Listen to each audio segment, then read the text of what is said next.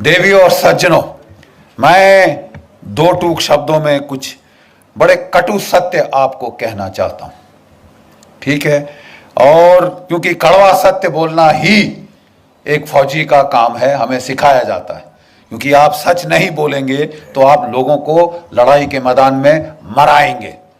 Yes sir, 3 bags full sir लड़ाई के मैदान में नहीं चलता। मैं कहना यह चाहता हूं, ये सवाल देखिए, हमारे देश में एक बड़ा मधुर गीत है, दे दी हमें आजादी बिना खड़ग बिना ढाल, साबरमती के संत तूने कर दिया कमाल। मैं महात्मा गांधी जी की तहे दिल से इज्जत करता हूं। वो संत थे, लेकिन वो सच बोलने वाले थे। और भगवती कृपा से अगर आज वो जीवित होते तो वो खुद बोलते कि ये मेरी वजह से नहीं हुआ, जिसकी वजह से हुआ उसको आपने जिंदा गाड़ दिया, दफना दिया। आप समझ रहे हैं मैं क्या कह रहा हूं? आपने गाड़ दिया। You are guilty, I am guilty, all of us are guilty. जिस आदमी ने, जिस शख्स ने और जिसके सैनिकों ने हमें आजादी दी, आपने उनको जिंदा दफना दिया। 60,000 की इंडियन नेशनल आर्मी थी जो सुभाष चंद्र बोस ने रेस करी थी, खड़ी करी थी। 3 डिविजन्स थी इसके अंदर, और इनमें से 60,000 में से 26,000, जरा आंकड़ों पे ध्यान दीजिए, 60,000 में से 26,000 शहादत और कुर्बानी उनको मिली, प्राप्त हुई। वो लड़ते लड़ते मरे ताकि आप और मैं आजाद हों। 26,000 की कुर्बानी, और आप कह रहे हैं दे दी हमें आजादी बिना खड़क बिना ढाल। तुम्हारा मैं मुंह तोड़ दूं, तुम मेरे पास आके गाओ। नहीं साहब, आपको हक क्या है? वो 26,000 जो हमारे परिवार जो वहां जिनके घर में मातम मना है, आप उसको भुला सकते हैं कि हमने साहब लाठी खाई, हम प्राइम मिनिस्टर बनेंगे, हम क्या कहते हैं, होम मिनिस्टर बनेंगे। अरे लाठी तो मेरी भैंस भी खाती है साहब, मेरे गांव में वहां लाठियां पड़ती हैं। अब उसको कर हम हर भैंस को यहां बिठाएंगे क्या? भैंसासुर बनाएंगे किसी को? देखिए साहब, ये दुख की बात ये है। बोले साहब, बख्शी साहब, गड़े मुर्दे क्यों उखाड़ रहे हो? आज की बात करो ना। Where you are going depends a lot on where you came from. आप कहां जा रहे हैं, हम कहां जा रहे हैं, बहुत हद तक मुनस्सर है हम कहां से आ रहे हैं साहब। किस मोड़ से हमने ये गांव का राह पकड़ी, ठीक है। और इसके लिए अपने अतीत को याद करना जरूरी है, क्योंकि हमारे अतीत में छुपा हुआ एक बहुत बड़ा धोखा है, एक बहुत बड़ा धोखा है। पहले हमें कहा जाता था साहब, आप कहते हैं कि बोस ने आजादी दिलवाई, क्या प्रूफ है आपके पास? तो वो रंजन बोरा की जो हिस्टोरिकल जर्नल ऑफ इंडिया के अंदर एक आर्टिकल है जिसमें इसको साइट किया गया है। मजूमदार की एक किताब है जिसमें इंटरव्यू साइट किया है कि साहब ये Clement Attlee, lord Clement Attlee, prime minister of England 1945, अगस्त 1945, 1950, जिसके समय ये ट्रांसफर ऑफ पावर हुआ। मैं आजादी नहीं बोल रहा, हैव यू गॉट मी? मैं आजादी नहीं कह रहा साहब। जिसके सामने ये, जिसके समय में, जिसके कार्यकाल में ये ट्रांसफर ऑफ पावर हुआ, उसने खुद बात करी जस्टिस पीबी चक्रवर्ती से, ठीक है। और उसने कहा, जो सुब्रमण्यम स्वामी जी ने आपको अभी सुनाया, कि साहब आपने भारत क्यों छोड़ा? 1942 की क्विट इंडिया मूवमेंट, अंग्रेजों भारत छोड़ो आंदोलन तो फेल हो चुका था। 45 में आप विश्व युद्ध जीत चुके थे। आप तो 30 मार कहां थे उस वक्त? आप साहब इतनी जल्दी उड़न छू क्यों है? उसने बोला 3 शब्द, Indian national army, Subhash Chandra Bose. 3 शब्द।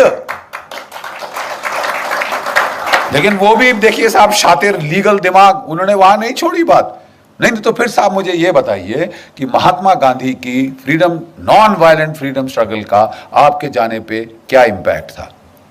वो कहते हैं, and I quote, Attlee's face twisted into a sarcastic smile as he spat out the words MINIMAL, minimal. ये कौन कह रहा है साहब? जिसने ये फैसला लिया, जिसने ये हस्ताक्षर किए। उससे बड़ा कोई चश्मदीन गवाह आप ढूंढ सकते हैं तो बता दीजिए। लेकिन हमें बोला गया साहब नहीं नहीं नहीं नहीं, बख्शी साहब, if you are a historical scholar, how can you, ये तो टर्शियरी एविडेंस है। किसी ने किसी को कहते सुना, उसने रिकॉर्ड किया, उसने आर्टिकल में लिखा, आप उसको ला रहे साहब, this is not primary source. तो लेडीज एंड जेंटलमैन, देवी और सज्जनों, मैं कहना चाहता हूं कि पिछले कुछ दिनों से हमारा INA trust, Netaji Subhas Chandra Bose INA trust और हमारे कुछ सहयोगी, खासकर डॉक्टर कल्याण कुमार डे, किसी दिन हम लोग इस शख्स का इज्जत से नाम लेंगे।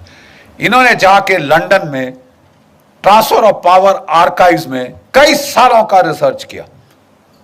इन्होंने उसको लाके एक छोटा सा मोनोग्राफ बनाया और मेरे पास बेचारे लेके आए। ये अमेरिका में रहते हैं, वहां काम करते हैं, डॉक्टर कल्याण कुमार डे। बोले जनरल साहब जरा ये देखिए। साहब मेरे रोंगटे खड़े हो गए। उन्होंने चिट्ठियां पूरी की पूरी, ही डिड नॉट साइट कि साहब ये डॉक्यूमेंट है, वो पूरी पूरी चिट्ठी रिप्रोड्यूस करती है साहब। और इनकी बुनियाद पे अब मेरी किताब में लाना चाहता हूं, बोस और Gandhi, who made India free. दो टूक शब्दों में साहब हो जाए, फैसला हो जाए। शास्त्रार्थ का हमें शौक है इस देश में, तो जरा साहब एक बारी बैठ के फैसला हो जाए, बोस और Gandhi, who made India free. और अब हम आपको दिखाएंगे जो हमारे पास डॉक्यूमेंट्री एविडेंस है। इस प्रोसेस में उनके साथ मिलकर हमने कहा पहले आइडेंटिफाई करिए कि अंग्रेज सरकार में कौन की डिसीजन मेकर्स थे जिन्होंने भारत की आजादी पर जो है फैसला लिया। मेरे पास वैसे स्लाइड्स भी है, लेकिन मैं जबानी आपको बोल दूंगा, समय नहीं व्यर्थ करूंगा। पहला चश्मदीन गवाह, पहला एक्टर, लॉर्ड क्लेमेंट एटली, जिसकी मैंने बात अभी करी है। ठीक है साहब। लंदन में Pethick Lawrence, secretary of state for India.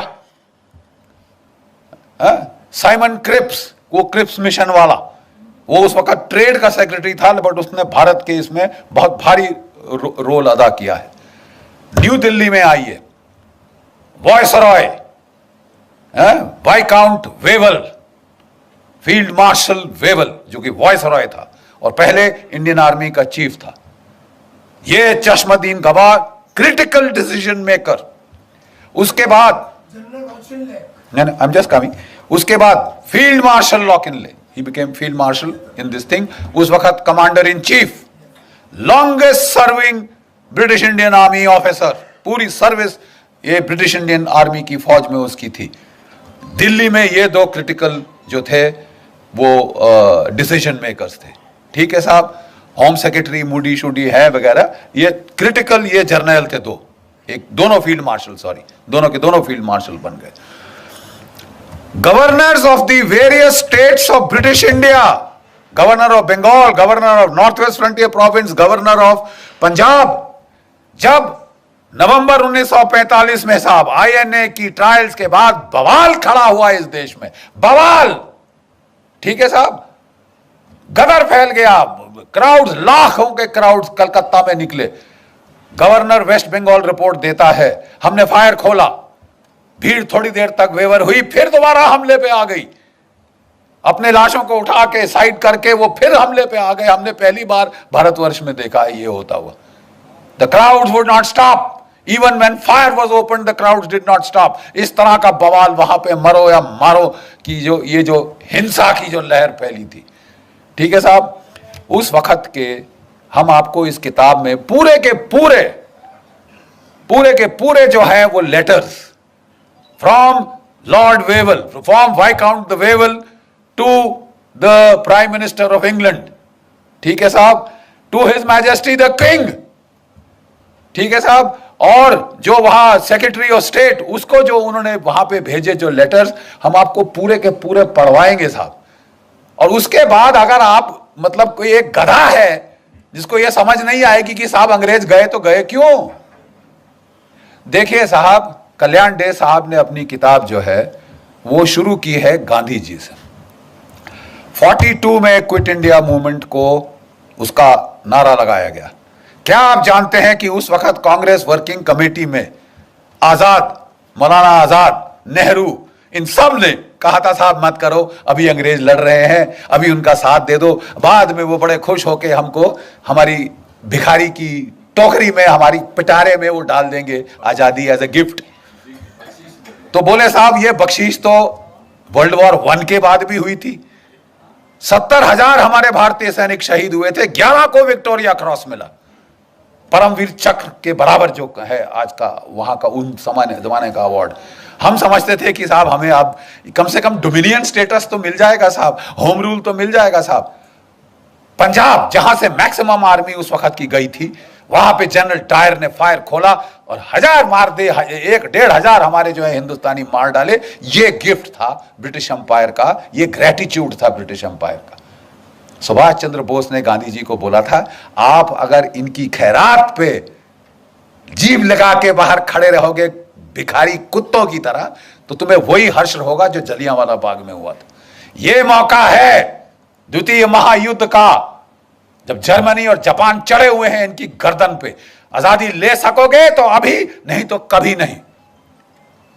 Gandhi ji अब तक उनको भी देखिए, बड़ी अजीब बात है, गांधी जी ने निकाला था सुभाष चंद्र बोस को कांग्रेस से, और कोई 2 साल के अंदर उनके मन में परिवर्तन हो चुका था। Please understand this, the views of Gandhi and Bose were now coinciding on the timing of when the freedom struggle should be launched। Gandhi ji अभी भी कह रहे थे कि ये नॉन वायलेंट होनी चाहिए, लेकिन क्विट इंडिया के पहले उन्होंने कहा थोड़ा सा होता है तो होने दो, ठीक है। अंग्रेजों ने पकड़ के सारी कांग्रेस लीडरशिप को, आज की तारीख, आज है वो तारीख 8 अगस्त 1942 जब the quit India movement was launch. उनको पहले से इंटेलिजेंस थी, उनके हजारों तो उनके मुखबिर थे वहां पे। हरामजादगी की कमी है इस देश में, खबर देने वालों की कमी है इस देश में। अरे साहब वो उनको खबर थी, उन्होंने वो लपेटी पूरी कांग्रेस की लीडरशिप, गांधी जी से लेकर जो भी बड़े लीडर थे उठा के जेलों में डाल दिए। 57 गोरी पलटने, please this is not known.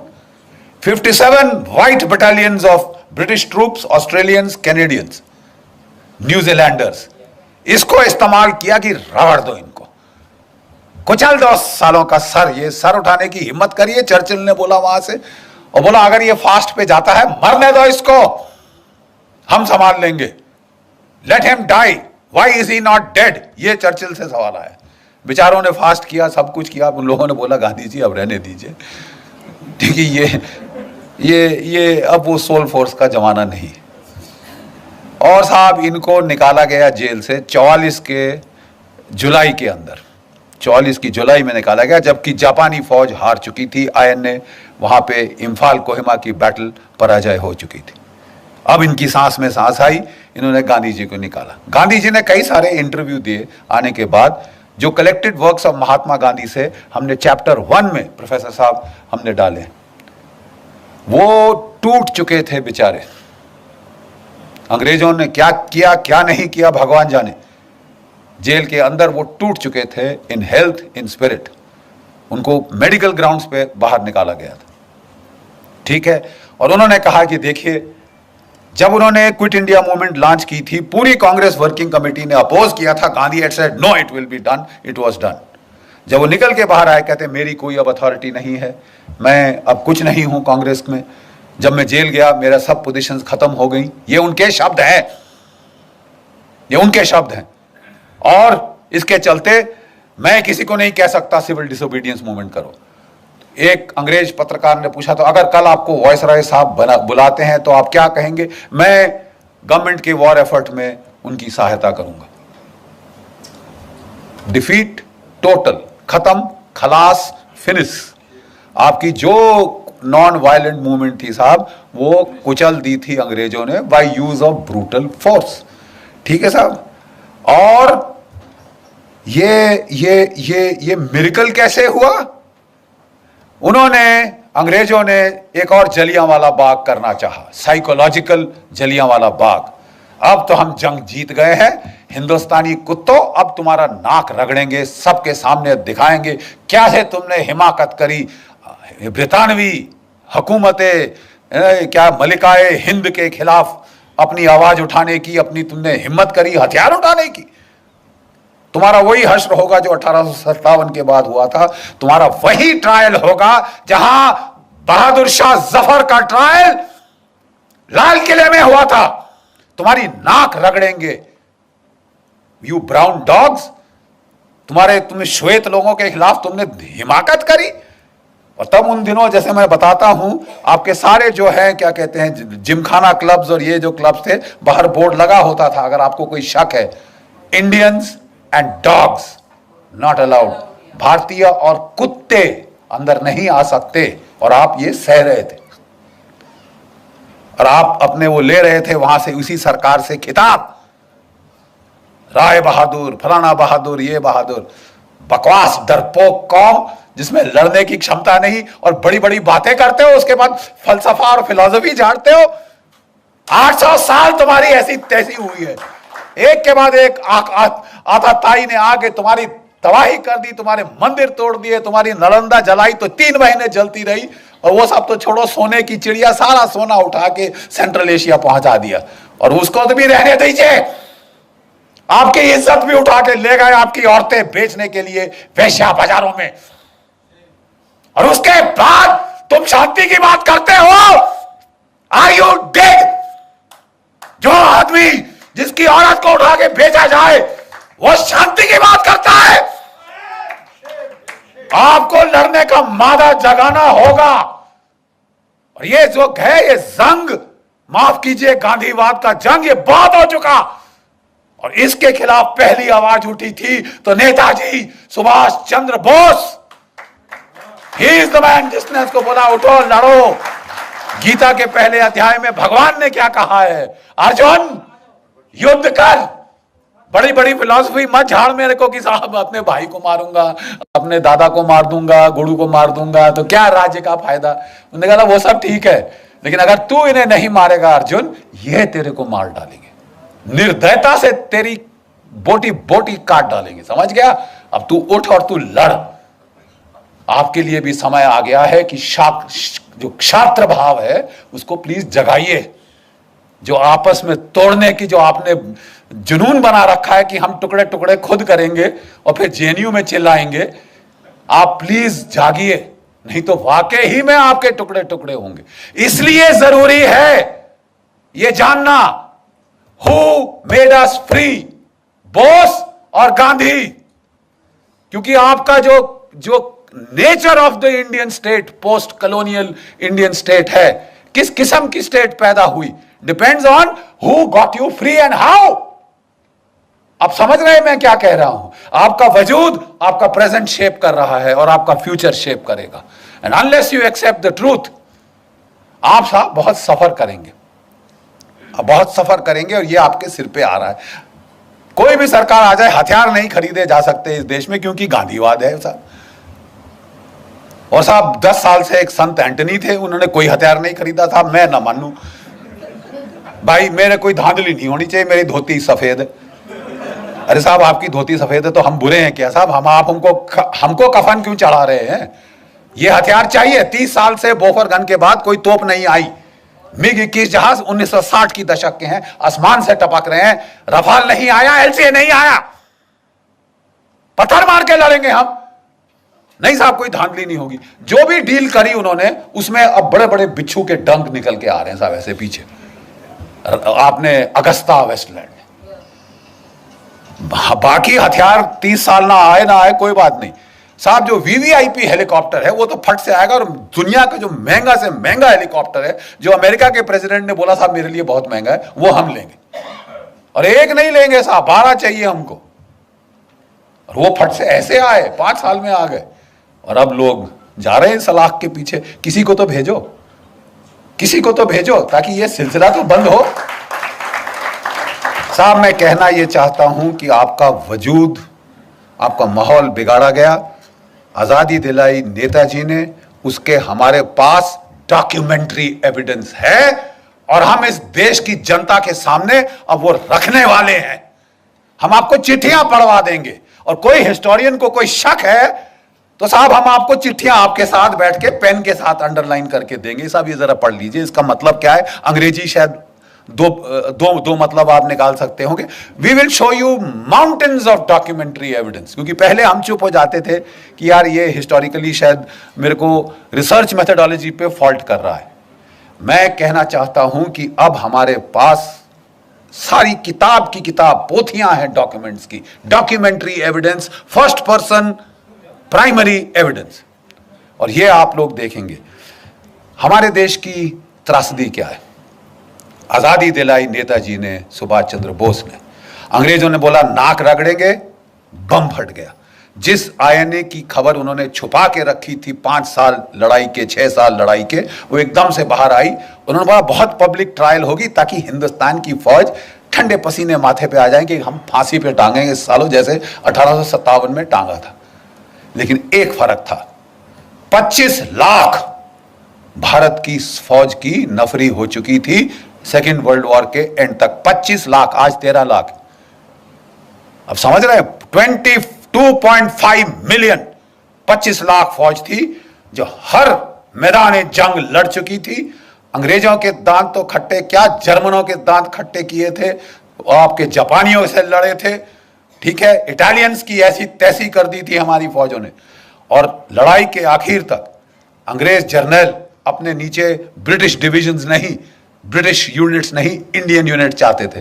बोलते साहब इनके खाने पे आधा खर्चा होता है, लड़ते दुगना है, लड़ते दुगना है। ये एक भारत एक महान विश्व शक्ति के रूप में उभर सकता था। प्लीज ध्यान से सुनिए जो मैं कह रहा हूं। भारत एक विश्व शक्ति के रूप में उभर सकता था क्योंकि 25 लाख की फौज विदाउट कंस्क्रिप्शन, बाकी सब जगह बाई फोर्स लोगों को भेजा जाता था फौज में, यहां वॉलंटियर होके 25 लाख। ठीक है साहब, अगर ये सेना रहती, चीन क्या कौन सी ताकत थी जो इस देश का मुकाबला कर सकती थी। जाने के पहले अंग्रेजों ने इस फौज को 3.5 लाख कर दिया, 25 लाख से 3.5 लाख किया और उसका फिर 2 में बांट दिया। पाकिस्तान की फौज, हिंदुस्तान की फौज यहां से निकली।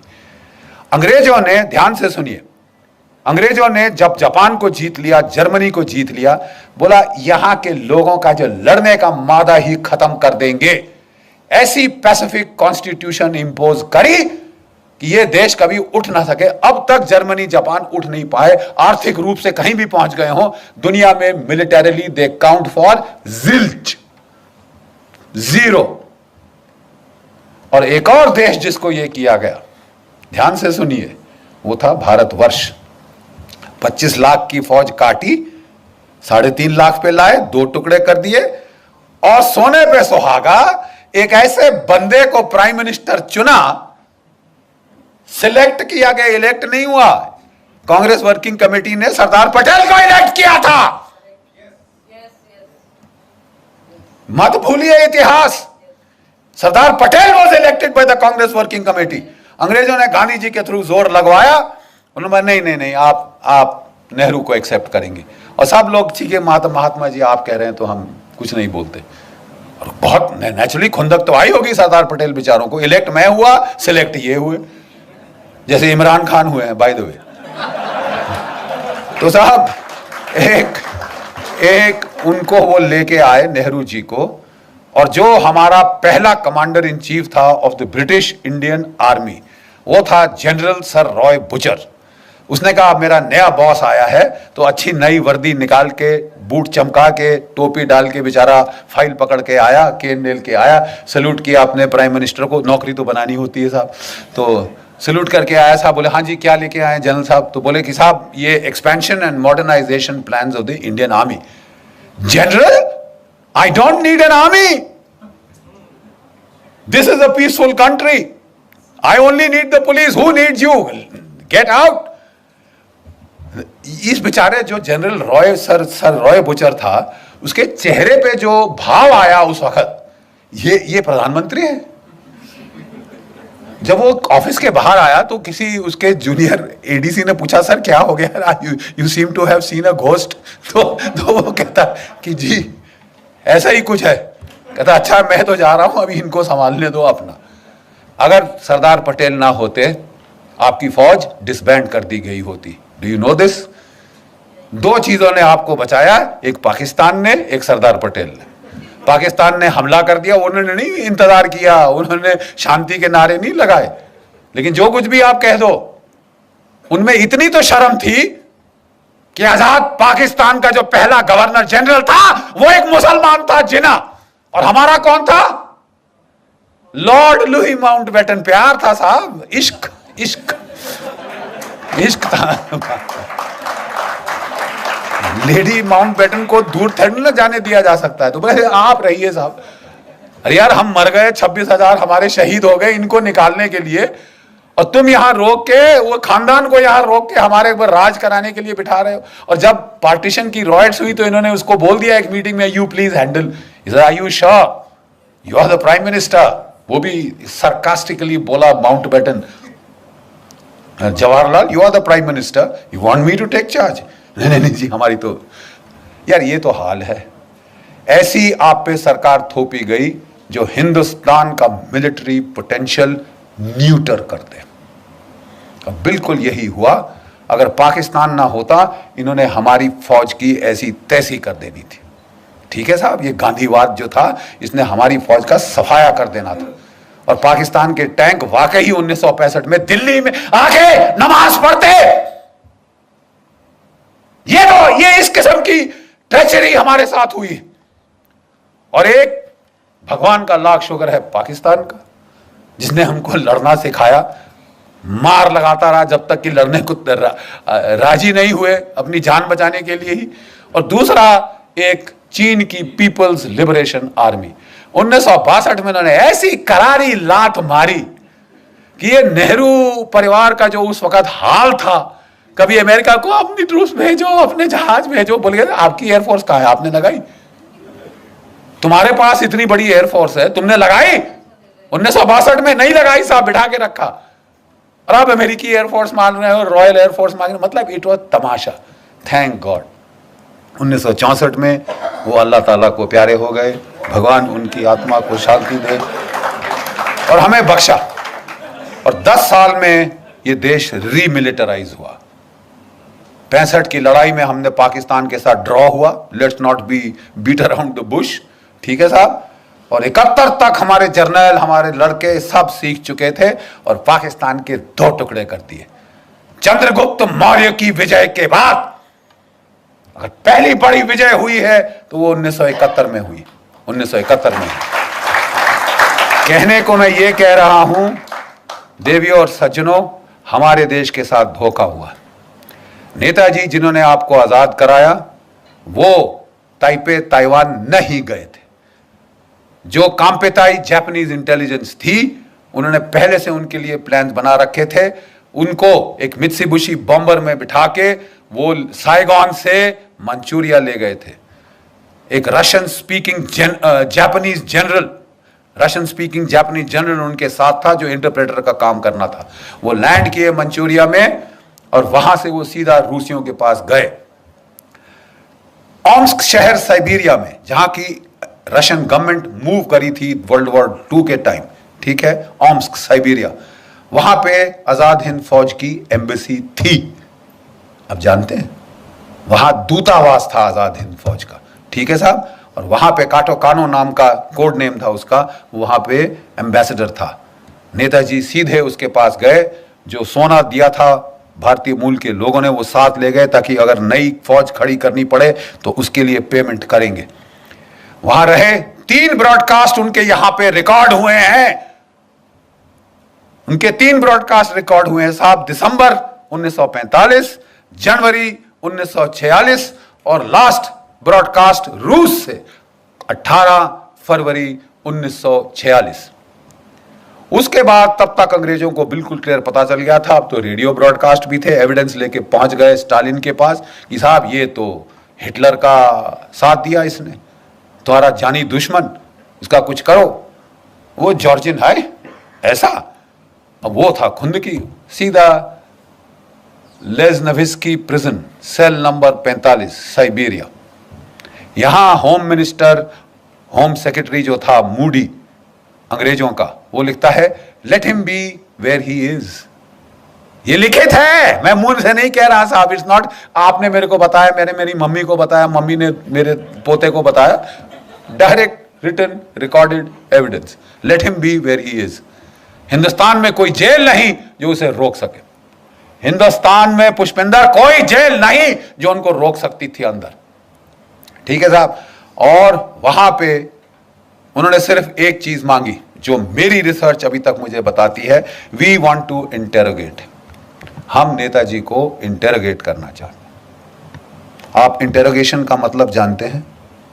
नहीं जानते तो यहां फौजियों से पूछिए, पूछिए इनसे इंटेरोगेशन का क्या मतलब होता है। लेडीज एंड जेंटलमैन, कटु सत्य यह है कि उनको टॉर्चर करके मारा गया।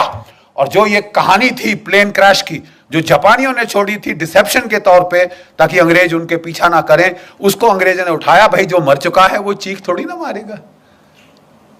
और आप और मैं, हम हाथ पे हाथ धर के बैठे रहे। जब जिस इंसान ने आपको आजादी दी उसे यत्नाएं देकर प्लास्टिक का बैग्स आखिर में सिर पे लाके दम घोट के मार डाला गया हो।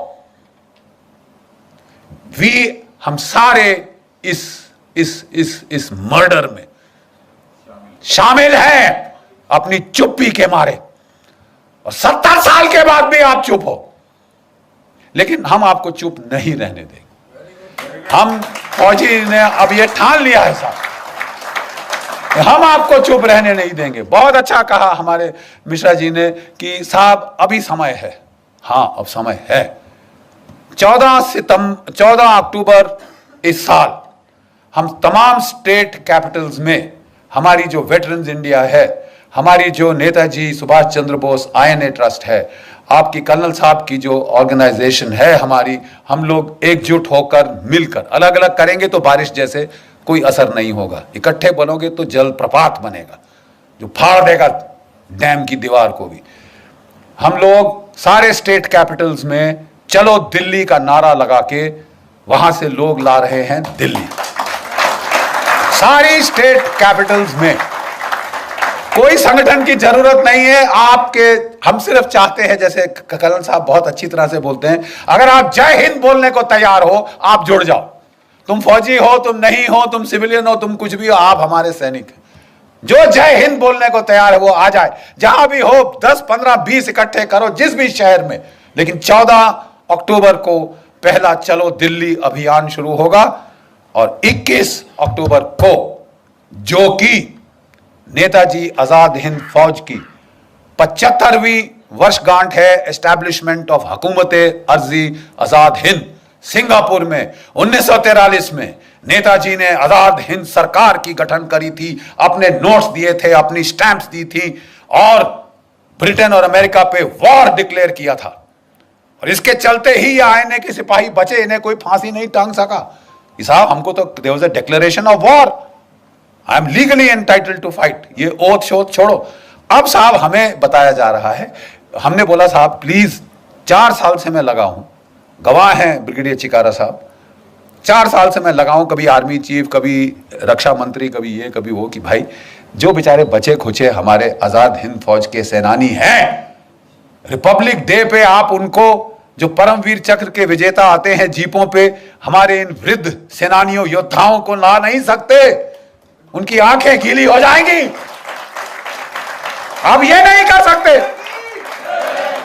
अब ये नहीं कर सकते। आप, हमने बोला कि तुम उनको पैसा दो, मरो तुम अपना पैसा लेकर, shove it up where the sun don't shine, फौजी भाषा के अंदर। लेकिन इनको इज्जत देने में तुम्हारा कुछ जेब से जाता है। आप उनको नहीं ला सकते राजपथ पे, क्यों? और नहीं तो क्यों? किसका डर है? अंग्रेज सरकार नाराज हो जाएगी तुमसे। कि हमको किसी ने एक आर्गुमेंट दिया, अरे साहब इन्होंने तो गद्दारी करी थी। क्या क्या क्या क्या? किससे? आप कहना चाहते हैं कि इन्होंने अपनी ओथ वायलेट करी साहब, जो इन्होंने ब्रितानवी सरकार, हुकूमत ब्रिटानिया, क्वीन एलिजाबेथ और किंग जॉर्ज II के नाम पे ली थी। जब मेरा देश है तो किंग जॉर्ज II कौन होता है? मेरा देश के लिए मैं लड़ूंगा, मैं मैं किसी का भाड़े का पिट्ठू नहीं हूं कि मैं अंग्रेज सरकार के लिए अपनी ओथ पे मैं कायम रहूंगा। अगर मेरे देश का सवाल है, भाड़ में गई तेरी ओथ, मैं ये लेके ऐसे पांव से कुचलता हूं अभी लिखी तेरी ओथ। आप कह रहे हो कि 70 साल आजादी के बाद 71वें साल में तुम INA के वेटरन्स को रिपब्लिक डे परेड पे नहीं ला सकते। चलिए साहब, यही बात रही। हम साहब रहे बेवकूफ आम हिंदुस्तानी, बड़े बड़े शातिर दिमाग सारे हमारी सरकारों में बैठे हैं, और वो हमें कह रहे हैं तुम बेवकूफ हो। हाँ साहब, हम बेवकूफ हैं, but we are emotional bloody fools. और हम देखेंगे कि आप लाओगे।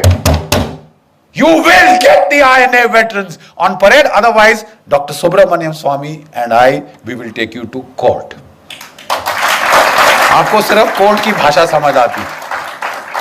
और उसके पहले हमारी आपसे हाथ जोड़कर विनती है। आप एक हैं यहां, आपके परिवारजन 10, 15, 12 बड़े बड़े परिवार हैं भारतवर्ष में। आप प्लीज सबको लेकर आइए। 21 अक्टूबर को हमने सरकार से मांग करी है कि सरकार एक फंक्शन करे, या प्रधानमंत्री जी या राष्ट्रपति जी तिरंगे झंडे को लहराएं on the 75th anniversary of हुकूमत आजाद हिंद फॉर्मेशन। लेकिन अगर कुछ नहीं हुआ तो आप समझते हैं कि ये खाली चला जाएगा? जी नहीं, हम करेंगे, हम याद करेंगे। We will not forget and we will not forgive. हम भूलेंगे नहीं और हम कभी माफ नहीं करेंगे। जो गद्दारी तुमने करी है, जिसे तुम छुपा रहे हो, क्योंकि कितने सारे नौकरशाहों का, कितने सारे इंटेलिजेंस ब्यूरोज के चीफ का नाम आज कीचड़ में होगा अगर असलियत आ जाए सामने। आप छुपा रहे हो, लेकिन आप हमेशा के लिए नहीं छुपा सकते। जितना ज्यादा छुपाओगे, ये अंदर राक्षस तुम्हारी पेट में बढ़ेगा और ये फूट के बाहर निकलेगा। और जनता का जब समुदाय यहां आ जाएगा, the voice of the people is the voice of God. आपकी जन साधारण की आवाज भगवान की आवाज। आप प्लीज एकत्रित होइए और 21 अक्टूबर को अगर सरकार कुछ नहीं करती, इंडिया गेट पे हम इकट्ठे हो रहे हैं। अच्छे खुले मैदान हैं, जितने मर्जी आप चाहते हैं आप वहां ला सकते हैं। आइए हमारे साथ जुड़ जाइए और जरा अपनी आवाज उठाइए। आप today you are empowered by the net. आपकी आवाज सिर्फ आपके घर के 4 दीवारी तक नहीं रहेगी। जरा नेट के बटन दबाइए और इस आवाज को, इस चीख को आप प्लीज पूरे देश, पूरे भारतवर्ष में फैला दीजिए। आखिरी में मैं सिपाही हूं और एक सिपाही की तरह अंत करना चाहूंगा। Pushpinder, sorry for taking your time, but जब भी हमारी पलटनें हमले के लिए जाती थी तो वो जोर से एक बार पलटन का जंगी नारा दहाड़ती थी, और दहाड़ इतनी जोर से कि पहाड़ से पत्थर मैंने गिरते देखे हैं कारगिल की ऊंचाइयों से, और दुश्मन के दिल दहल जाते हैं, क्योंकि इस दहाड़ का मतलब है हम आ रहे हैं सालो, we are coming to get you. आप लोग मेरी पलटन की याद ताजा कर देंगे मेरे साथ, इस बुड्ढे के साथ। आइए मेरे साथ जरा देखें, इस बुड्ढे में ज्यादा जोश है या आप में? जय हिंद, जय हिंद, थैंक यू।